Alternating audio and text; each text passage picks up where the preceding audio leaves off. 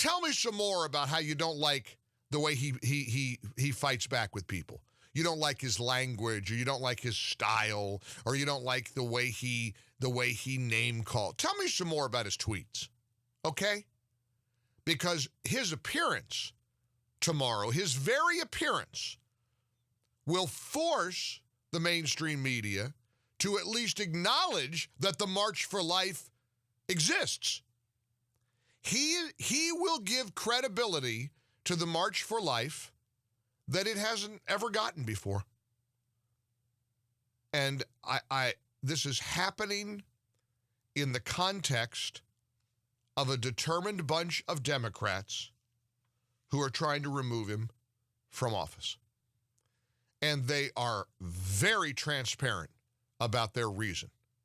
They do not trust the American people. In fact, they have contempt for you and for me. Adam Schiff said it.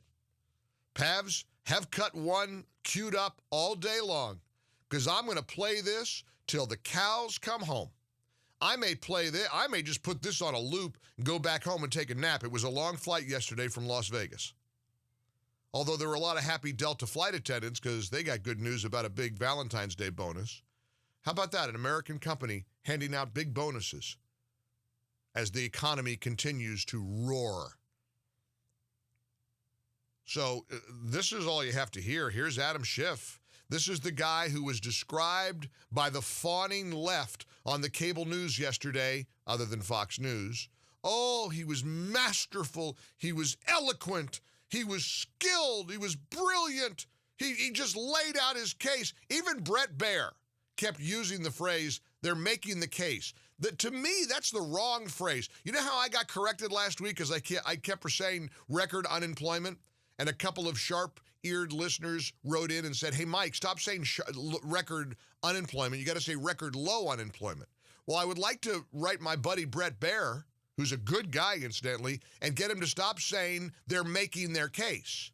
They're presenting their case, but they ain't making any sense. They're not making any case. Well, they haven't said anything they didn't say during the House process. They're repeating the same talking points over and over and over again. But here's what came out yesterday that was profound and that ought to infuriate every American, Republican, Democrat, Independent. Let's listen to this powerful Democrat declare that the American people are too stupid to be trusted at the ballot box. Instead, we are here today to consider a much more grave matter, and that is an attempt to use the powers of the presidency to cheat in an election. For precisely this reason, the president's misconduct cannot be decided at the ballot box, for we cannot be assured that the vote will be fairly won. In other words, even if you don't want President Trump to have another term, we can't trust you to make that decision at the ballot box. You're too stupid to be able to decide this for yourself. This is their worldview. This is how they see this process. And it is frightful. It is un-American. It is anti-constitutional. We can have the debate about the merits of this impeachment all day long. I believe with all of my heart that the Wall Street Journal is correct when it points out that this is an impeachment called the corrupt purposes impeachment. The House managers aren't alleging that the president abused his power or violated the law. They don't deny he can delay aid to a foreign country or ask a foreign country to investigate corruption. Presidents do it all the time. What they're arguing is his purposes are corrupt. He's not accused of corruption per se. His Ukraine interventions are said to be corrupt because he intended them to help him win re-election. In other words, the Democrats say his actions were impeachable only because his motives were self-serving. Think about that in the context of history. Think about that in the context of precedent.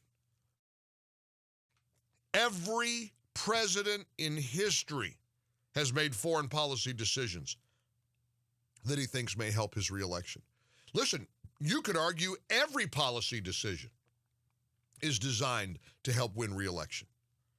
Everybody heard the Obama moment when he leaned over and whispered to Medvedev, hey, tell Vladimir to ease up on missile defense until after the election. I'll have some flexibility. We all heard that moment. Did you hear anybody call for his impeachment over that? Did you hear a single Republican say that he is meddling in foreign affairs for personal gain to help him win re-election? He was. Everybody knows he was. Every Democrat knows he was. That's because presidents can do this. And it's not an impeachable offense. So I'm really torn today. I'm struggling with some rage. Miranda Devine over the New York Post says every one of the 63 million Americans who voted for Trump should be incandescent with rage about the impeachment trial underway in the Senate. I watched hours of it yesterday, and I got angrier and angrier and angrier. I don't know where you are on this.